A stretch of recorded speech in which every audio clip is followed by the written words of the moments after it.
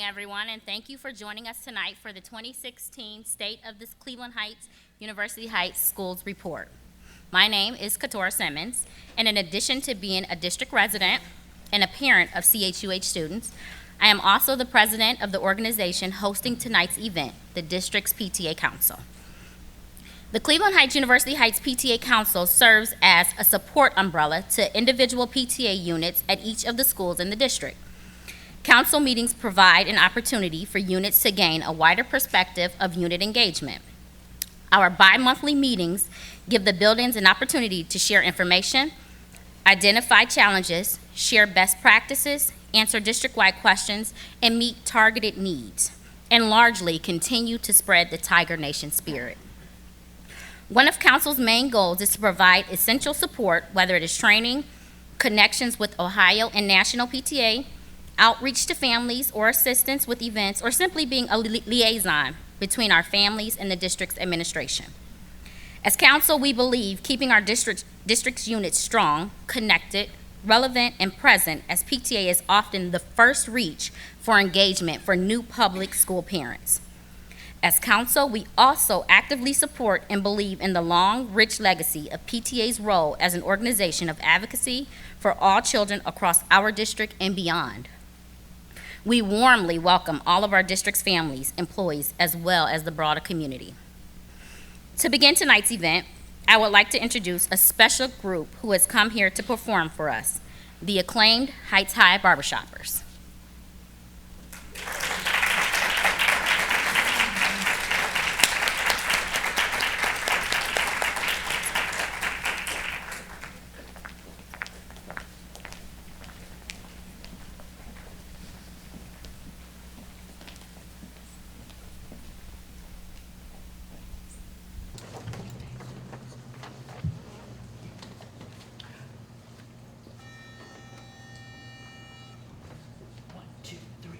Darling, let me stay, it's not time to go away. Give me 5 minutes more, only 5 minutes more. Let me stay in your arms, Here am I waiting for only 5 minutes more, only 5 minutes of your charms. All week long I dreamed about our Saturday date. Don't you know that Sunday morning you can sleep late? Give me 5 minutes more, only 5 minutes more. Let me stay in your arms. Dear, this evening seemed to go so awfully fast. We had so much fun, and now you're home at last. I looked forward to a kiss or two at the garden gate. But you gave me just one peck and insisted it was late. Give me 5 minutes more, only 5 minutes more. Let me stay in your arms, right in your arms. Here am I waiting for only 5 minutes more, only 5 minutes more of your charms. All week long I dreamed about our Saturday date.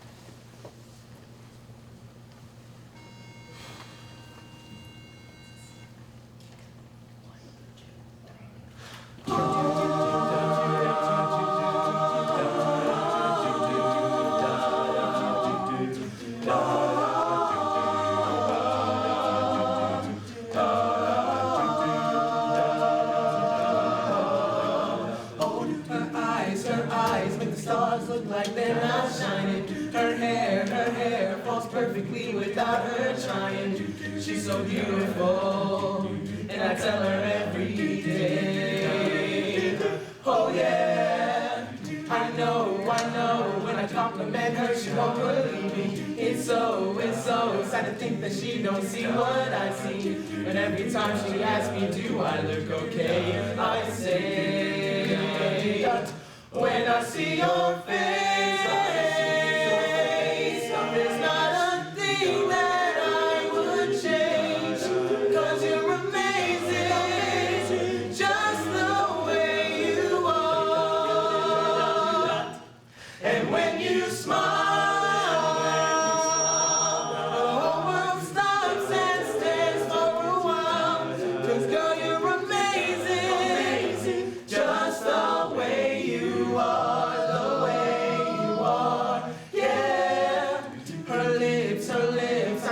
all day if she let me.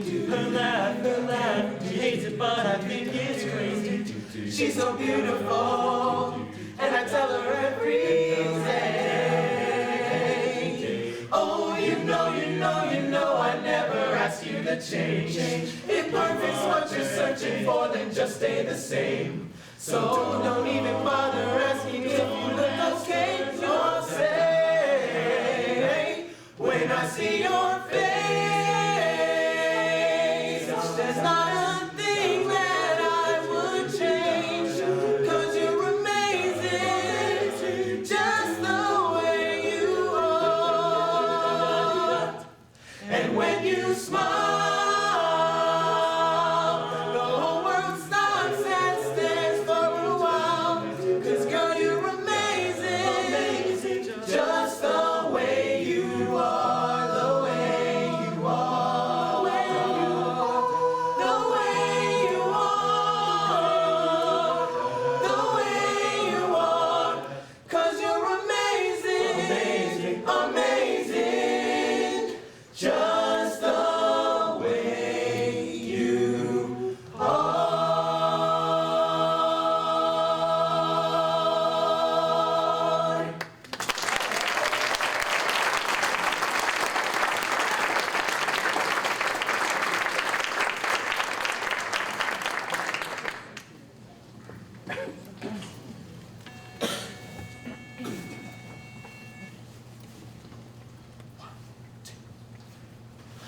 When a rainy day comes, or a cloud of gray comes, and I've lost my sunny day, Mr. Music Master, make my heart beat faster. You can chase my cares away. So when you write a melody and add the words, just think of me and give me a song, an old barbershop song that I can sing when I am blue. Croon me a tune that will soon take my worries away. Something with rhythm, not too starchy, I get such a thrill. Don't give me jazz or Pagliacci, they don't fit my bill. Give me a beat to start tapping my feet to, and you'll see my troubles fly. Don't even stop if a teardrop fills my eye, and there isn't a better way to make my day seem fine than humming and singing a good old barbershop song.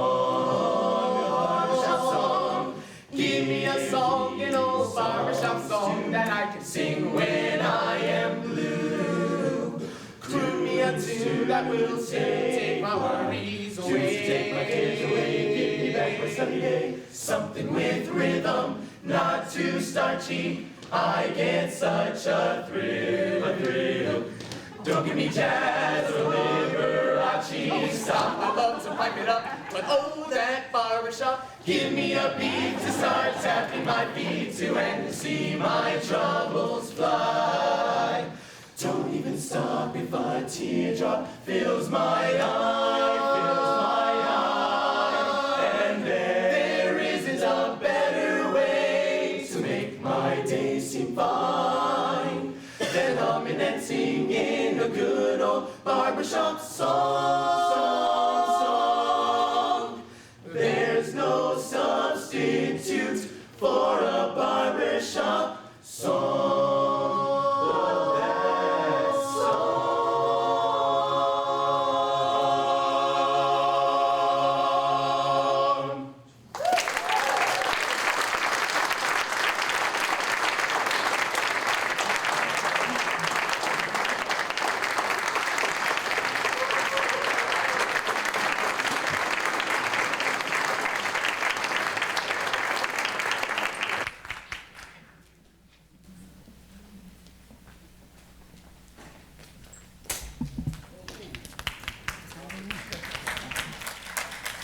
Wow. Thank you, shoppers, for that wonderful performance. Now, I'd like to introduce this evening's speaker, our superintendent, Dr. Talisa Dixon. Dr. Dixon has been leading our district for a little over 18 months now, having joined us from the Saginaw Public School District in Michigan and having previously worked in Akron and Columbus schools. Since taking over as superintendent, Dr. Dixon has launched initiatives and efforts, all designed to better align district's practices with the needs and expectations of our community.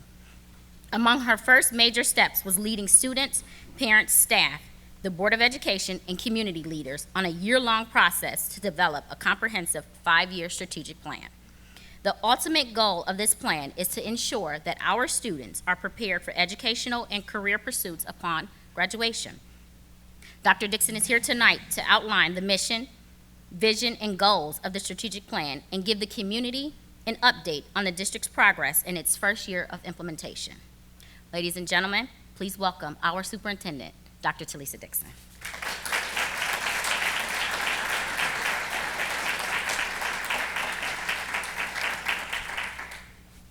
Wow, one of those barbershoppers was absolutely wonderful.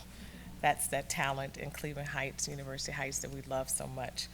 Thank you very much, Couture Simmons, for that kind introduction. And a special thanks to all the members of the PTA Council who are hosting tonight's State of the Schools address. I would like to ask all the PTA officers who are here tonight to be stand and recognized, please. Okay.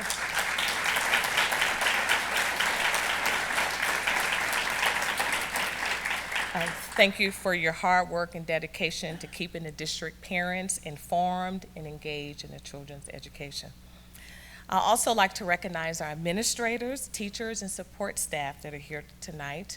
And you are the heart of everything that this district does. And it's because of you that our children are excelling and that our schools run smoothly and that our buildings are clean and safe. So let's give our staff just a round of applause, please, for their work.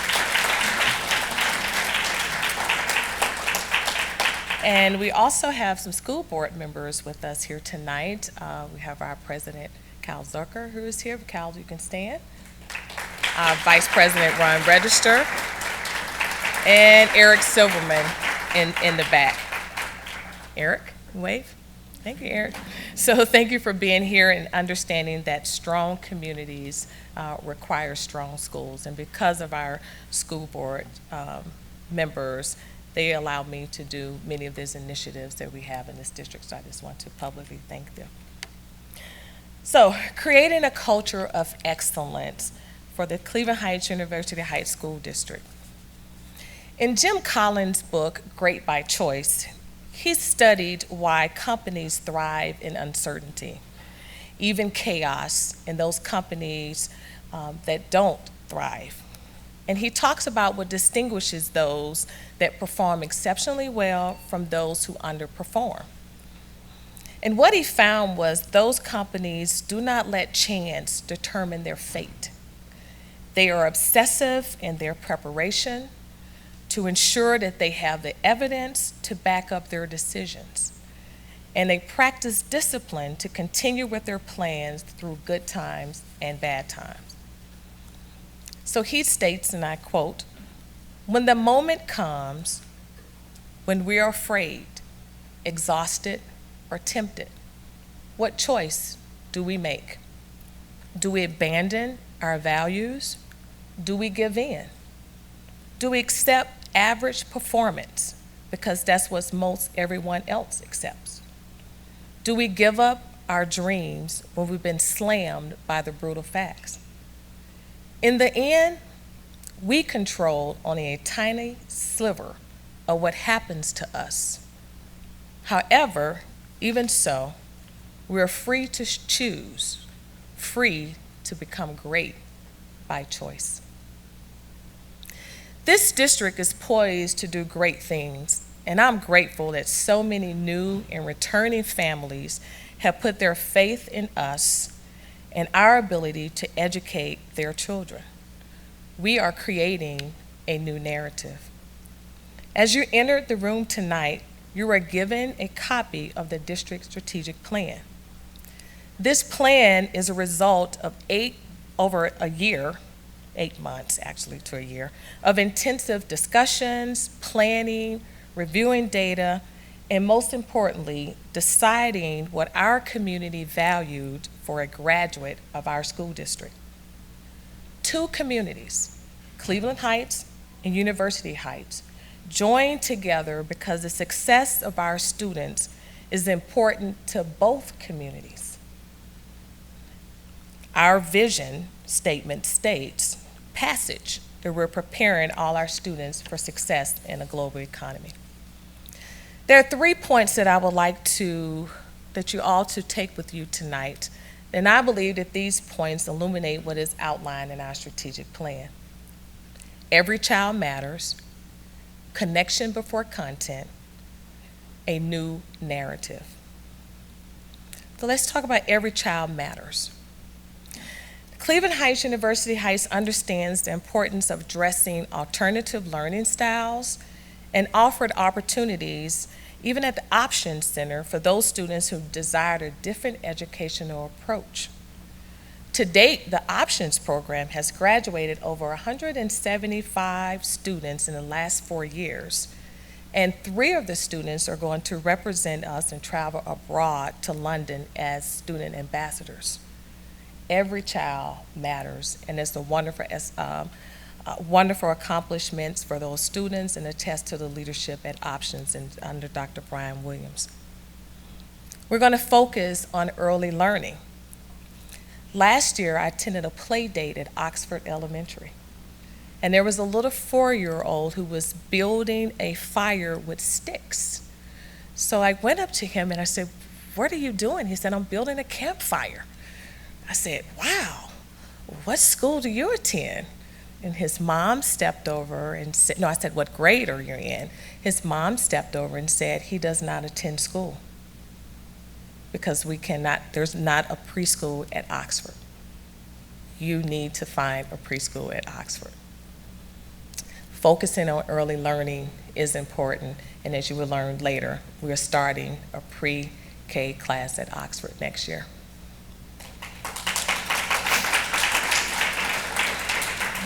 Expanding our international baccalaureate programs, expanding career technical education, our CTE programs, and removing our health barriers. It is important that we remove the barriers and all the obstacles to eliminate our students that would impede in our students' abilities to learn. And as you probably know and will also learn, that this year we started with a partnership through Cleveland Clinic. We have a mobile health unit at Boulevard Elementary and at Oxford Elementary, because we want to remove those barriers and be responsive to our community needs. The next one is connection before content. It's important that we connect with our kids and establish those relationships with them. A young man, a high school's MSAN student, spoke with me, Ms. Gould and Mr. Womack, and stated that he wished he had taken AP courses. And we asked him why. And he sat and he said it, and he stated, "No one told me that I could." I said, wow. Have we created environments where students don't have a connection with the people who they see every day and trust that they would lead them and help them, even if they falter, to grab their hands, to pick them up and say that you can do it? And so you will learn later that we have a grant that allowed us to, this is the next one, we have a grant through Equal Opportunity Schools that is actually helping the high school and the teachers and the students assess and get more students taking AP courses, helping our teachers feel confident in teaching those AP courses, and a support system that they need as well, because teachers need help as well as our students. And also equitable access to rigorous content for all of our students. All of our students should be able to access more rigor. Rigor is just not for some students. Rigor is for all of our students. We have to make sure that we provide it for our kids. The next one, a new narrative. This year, we're committed to locating new ways to foster communication using a variety of dynamic and engaging platforms to overcome some long-standing issues around assessing timely and accurate information, to ensure the diverse voices of those we served are being informed of our decisions. And most importantly, we wanted to change the narrative of Cleveland Heights University High Schools by highlighting the great work of our students, teachers, and partners. Communities uniting to create a common vision. Common community stakeholders, staff, and students, again, coming together to create a common vision, a new mission. Telling our story. We now have 3 writers who are publishing weekly online stories of all the wonderful things that are happening throughout the district. For example, last year I told of the story of Michael Seaman, who was then a 5th grader at Boulevard Elementary. Michael was a student who approached me and told me how dangerous that there was no crosswalk between Somerton and Lee Road. And it was very dangerous, and I, as superintendent, needed to do something about it. And I sent him an email confirming a meeting with George Petcat. He sent me back an email and said, whatever you need to do, sign Mr. Seaman.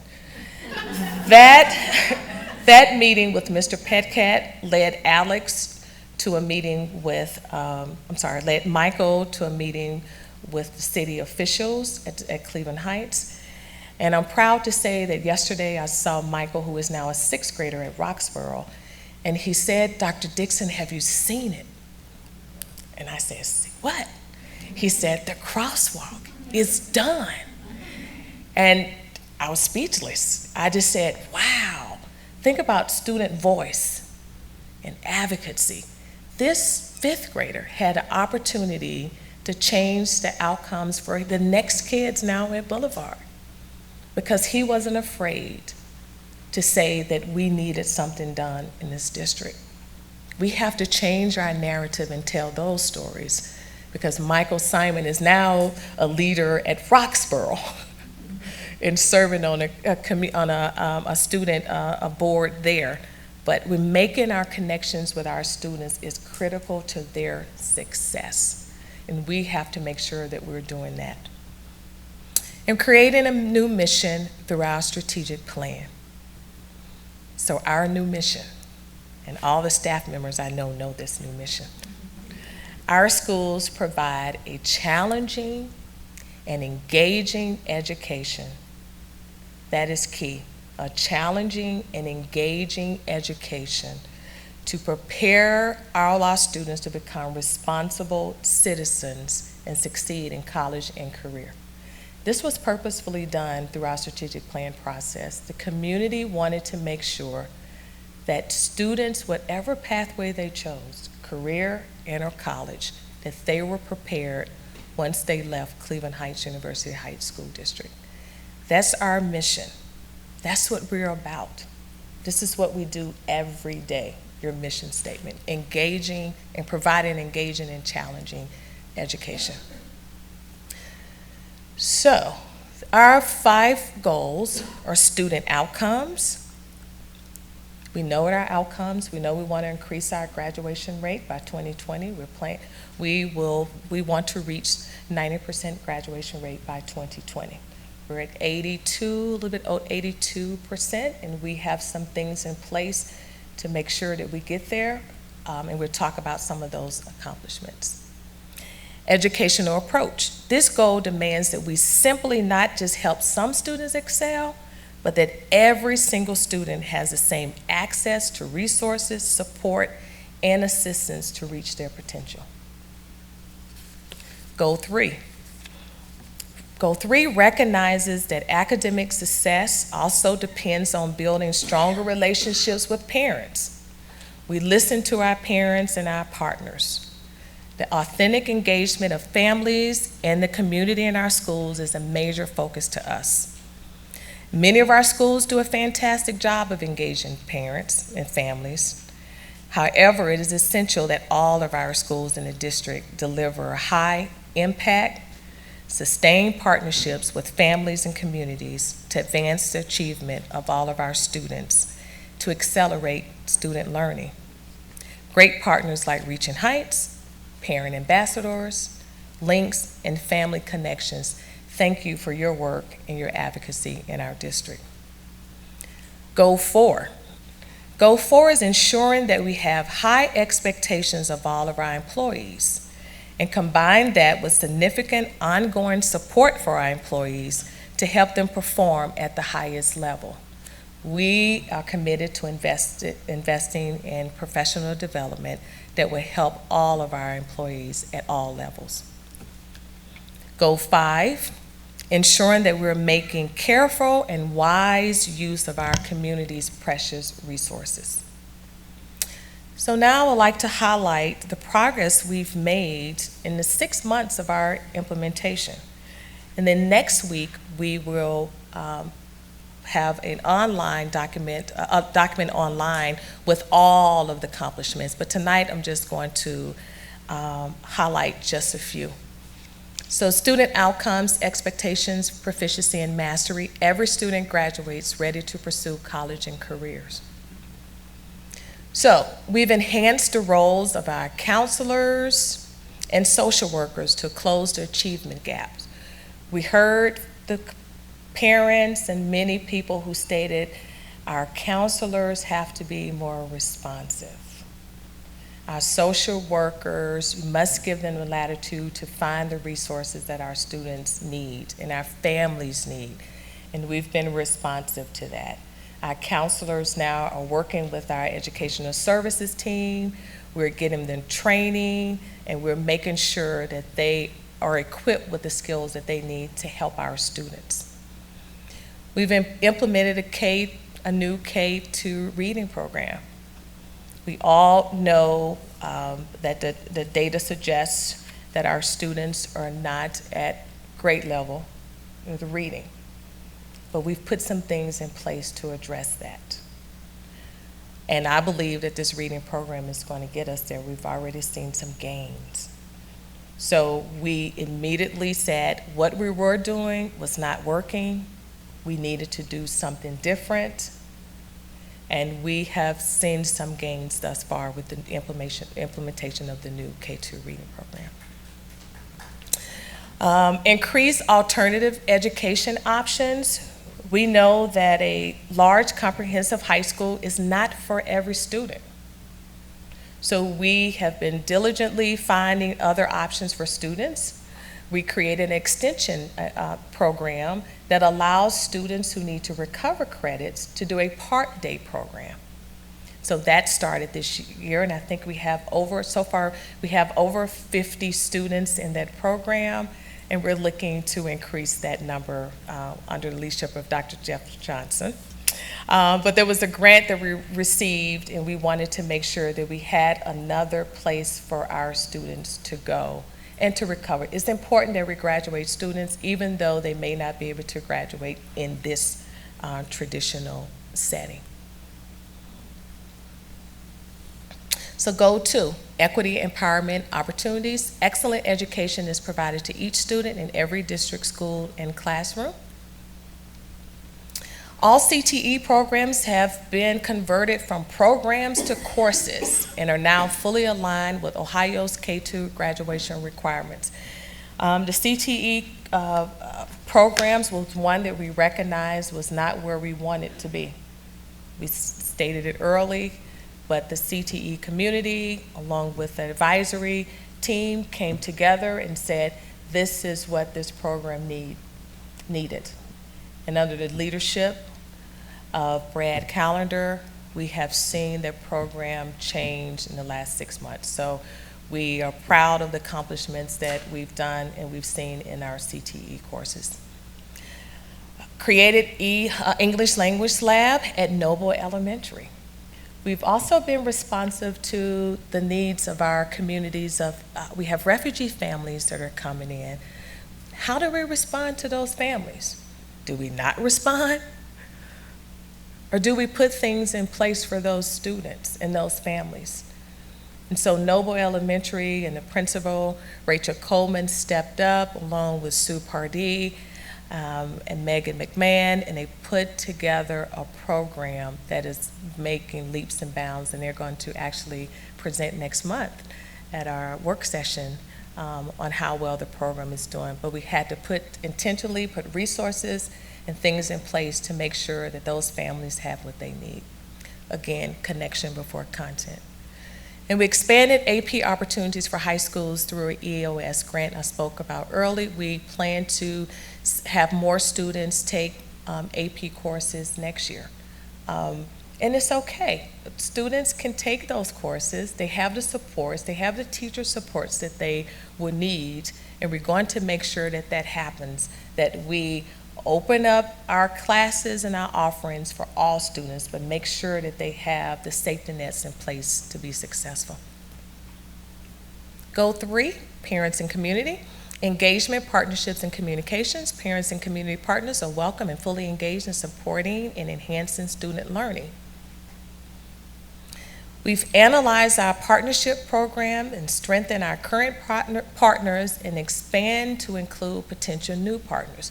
This was one, again, that many of the partners said, how can we partner with your school district? Who do we call? What do we need to do? That was one overwhelmingly that people said, we want to partner with your district, but we did not have a point of contact. We resolved it. We created a position that's led by Desiree Cowell. And now we have a contact. We're following up. We're finishing a web page. We will have a partner list. We would have those partners divided in tiers. So if people wanted to partner in the district, they would know who to contact, what to do, and how to do it, and what would be those requirements from our districts. We're being responsive in that way.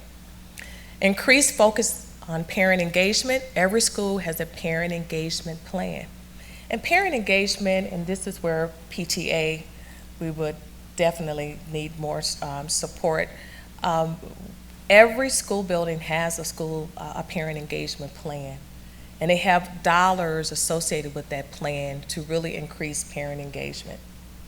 So I would ask that we let parents know and work with our school principals and others to let them know that they are welcome in the buildings. The principals love when they have parents knocking on their doors and want to see their schools, and they want to increase parent participation in our buildings. And we have been responsive to that and make sure that those plans are they're in place. So please, PTA, get out the word out to parents to go meet with the principals and see what they can do in those buildings. And we really want, in what ways that we can engage them as well. And connected with the community through social media. All of our building principals now have Twitter accounts.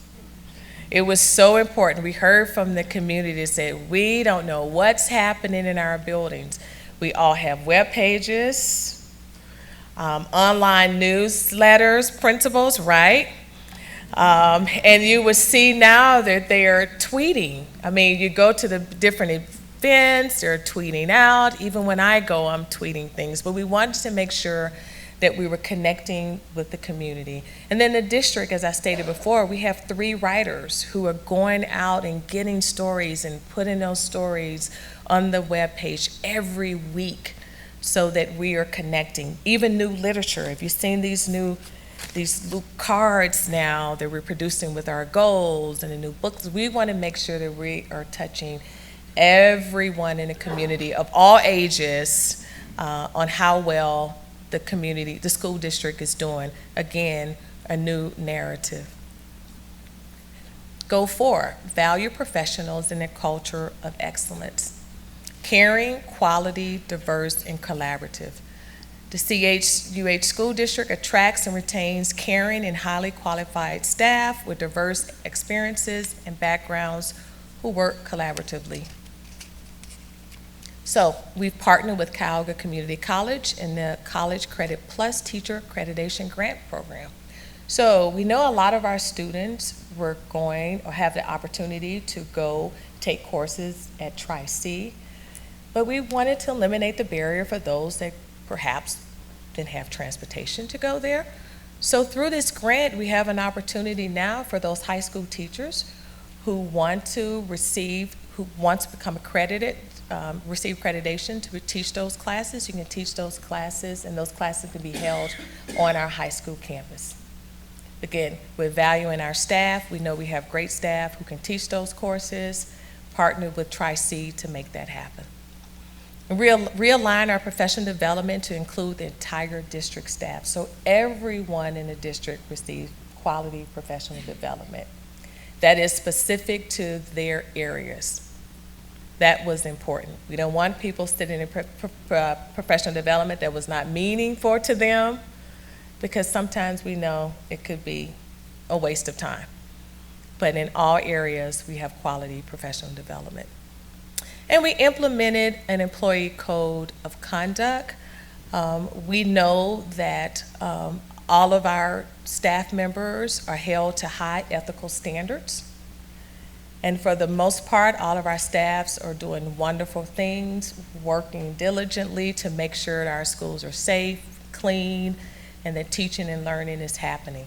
But we wanted to make sure that we had that in writing, and wanted to make sure that people understood that we are a large organization and people expect us to be our best at all times. And so we believe that this code was necessary. And we've been seeing some great results of people just wanting to make sure that their teammate and colleagues are held to those high standards. Goal 5, operational resources, finance, technologies, facilities. The district has the finances, infrastructure to provide 21st century education, keeps community informed about resources. So finance. So educating the community about school funding. So we have some articles that will be released. We have some people that are writing some very nice articles about school funding, and they're working closely with Scott Gaynor in his office, because we were committed to making sure everyone understood how schools are funded, even though we can't control what the state has, that House Bill 920. However, we wanted the community to understand what that meant and what they could do. And we're publishing the popular annual financial report, which is currently, we have this large comprehensive report. I think it's about 200 plus pages. And we decided no one is going to read that. How can we condense that? That is an easy to read 10 to 20 pages about how we are doing with our finances. And that report will be done and released in this spring. So you would get that. So thanks to the finance team, that we wanted to make sure that, we stated that we were going to make it easier. We want to be held accountable for doing it, but we also want to be transparent about where we are with our finances. Technology. So I heard the elementary teachers and principals saying that we never get new technology. We always get the hand-me-downs.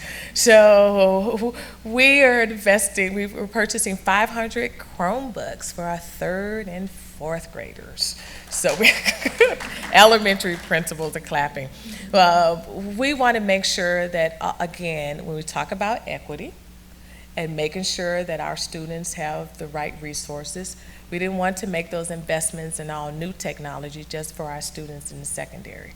So we've made that investment, and I think they should be coming next month if they're not already here. They're nodding their heads, yes, okay.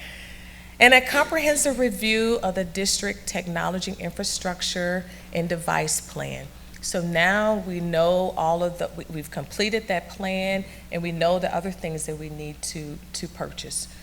We want to make sure our students are ready for the 21st century. Technology keeps changing. We're building new buildings. We don't want to purchase outdated products. So we want to make sure that we're responsive, even though sometimes it moves so fast. I heard earlier today that Twitter is in trouble. Because now they only have 300 million people tweeting, and they don't think that that company is growing. So they have fired some people this week. So, and you're thinking, wow, we all tweet, or we just all started tweeting. So what does that mean? But it just shows you every day something is changing. So, sustainability, wow. We are starting a project called the Green Apple Project, and we're excited about that. That was brought to us, and it's a program in which the students and the community our schools will start learning about saving energy and changing our behaviors. We are going to hire an energy coach, a district energy coach, and we will have members of a green team in every school building. So principals, you'll get more information about that, and we're planning to roll that out next month. But we really want to be responsive, and it's changing our behaviors. And it's hard, but I believe especially if you start with the elementary schools, that's where we see a lot of impact. But we're excited about this initiative and look forward to how it's going to, one, help the district save dollars in the long run, but also help us change some of our practices. And it comes with a curriculum for our teachers and really highlight some activities that we can do in our schools. And our facilities. So we know we have this master facilities plan, and there's a lot of excitement around our buildings. So the Board of Education members understand how having quality facilities can optimize our learning, and designing facilities with learner-centered environments to equip our students for 21st century skills of critical thinking, communication, collaboration, and creativity is a top priority for our district. So you see the growth, and I know you've driven by the high school, and it's pretty close to looking like this rendering. But the district was committed to building facilities that last. So as you keep watching, please make sure you go to our websites and see the up-to-date pictures. I think they have a camera, like a mobile camera that's taking pictures. And it's so exciting to see that, and we're, again, committed to building buildings that will provide both flexibility and adaptable instructional spaces. That place is definitely going to be the signature of Cleveland Heights. And then also, we have our middle school projects that are starting. So here we see some photos of some possible designs. We're not saying that any of those have been chosen, but we have selected our architect, Moody Nolan. And Moody Nolan, you made this bottom picture. They did the Cleveland School of the Arts, that's on Cedar at the bottom. That was the architect that did that building. So here's just some different design renderings to show you. But yesterday we had our first meeting with our students and our staff from both Monticello and Roxborough, and we're doing the process together. So why are we doing the process together? Why wouldn't Cleveland Heights have the Monticello parents meeting and the Roxborough parents meeting separately? Well, we wanted to make sure that no one in the community believed that one school was getting more than another school, because it's about all of our students. So we're going to do the process together. And yesterday was just wonderful to hear what the students want, what the teachers want, the space to look like, to feel like. And we're going to involve our third graders in an art project, because our third graders will be the first group of students who will enter the middle schools. So our third graders are going to do art projects that will be displayed in the new middle schools as they come in as sixth graders. So that's exciting. And then here's some project. We have Turner Construction. They're in the Coniglio company. So you can kind of see, again, some of the renderings of the possibilities of what the middle school space can look like. And again, just like with the high school space, we want people to think about not just today and tomorrow. Well, what would these schools look like in 2020? What would education look like? Will we still have these same classrooms and halls? It's going to look very different from the flagship high school for our middle school spaces. So, we want people to think outside of the box and just, and just kind of the sky is the limit, sort of, within budgets. But we're excited about that space and those programs, because when our middle schools open, they both will be IB schools. So that's exciting. So looking forward. So what should we see in the 2016-17 school year? As I stated, we have full-day pre-K, pre-kindergarten offered at Oxford Elementary. We have aligned partnerships to meet the needs of our students. Again, that coherent system with partners come into our district. They know who they're going to partner with. They know what the partnership looks like. And we have an evaluation to say, how well are those partners doing? Are they doing what we need them to do in our buildings for our kids? So that will be in place next year. Develop a district-wide community engagement plan. Although we have some community engagement going on in our building, we do not have a district-wide community engagement plan.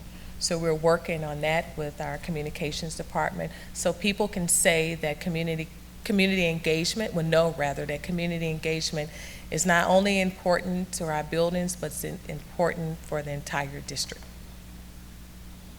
Canterbury Elementary will have their IB authorization completed, so they will be an IB school next year. Monticello Middle School IB STEM authorization visit will take place. So while Canterbury will be in their first year and they be completed, Monticello will be conducting their authorization visit. So we're excited about that. And then we're exploring our IB CTE certificate program for Heights High. So part of it, we're invested in our IB programs for our elementary school and our middle schools, but what happens to students when they get to the high school? Currently, there are no IB options, but we have an IB certificate program. That doesn't mean that we're an IB diploma program, because that is a rigorous, and there's a undertaking that the staff would have to really talk about and investigate. But in the meantime, their students can take courses to get an IB certificate. Increased minority enrollment in AP classes at Heights High, again through the data from our EOS grant. We planned and hope to have more students taking those courses. CTE project launch implemented in our middle schools. So we want to make sure that CTE is not just seen in our high schools, but we're starting in our middle schools, so you would see that started next year. An expansion of Tri-Heights Consortium to include other districts and expanded programs. So to date, we have 3 new programs that will be offered at Warrensville Heights. And I can't say the names of the 2 school districts tonight, but we have 2 other school districts that will be joining us in our consortium. So we're excited about that, really expanding that. In our ACE program implementation. So many community members said, how can our students be involved in our high school projects? They can be involved through a program called ACE. So you high school students and middle school students will have an opportunity to work within construction and design a project. And we're thinking now that we're going to maybe do something in Kane Park. So we would keep the community abreast of those projects. But we want to make sure, we're talking about architect, construction, and engineering. How do we involve our students? We have these projects happening in the district, and we must make sure that our students understand that this is part of architecture, this is part of construction, it is part of the engineering field, and making sure that that happens. All right. And those are our initiatives for next year, and those are the accomplishments for this year. Are there any questions?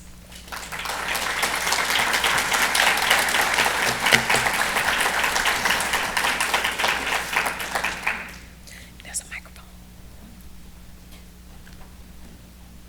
You see it?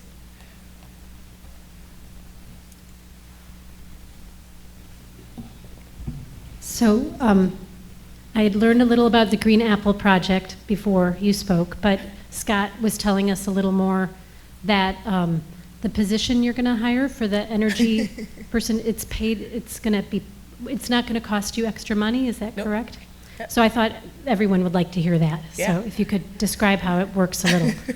Yes, we will, 2 things. So the Green Apple Project will allow us to, they would give us an amount. So the company comes in and states, if you look at these practices and based on the energy costs that you currently have now, with these new behaviors and changing these things, making these investments, you will lower your costs. To help you with that, we believe it's important that you have an energy coach, somebody that's leading the district and saying, and going to the schools and saying, you need to do this, these are some behavior changes you need to make, and also having a lead person in each building as a green team member. So it can be a teacher, a member of our custodial staff that is leading those initiatives in the building. And yes, there will be stipends paid for those salaries, and there's not increasing the district's budgets. But it's something we thought was very important to the community and something that we needed to start doing. So thank you to Steve Shergalis and his team for bringing the Apple Project, the possibility to us, the Green Apple Project. That's it. All right, no questions? Okay, thank you all for coming.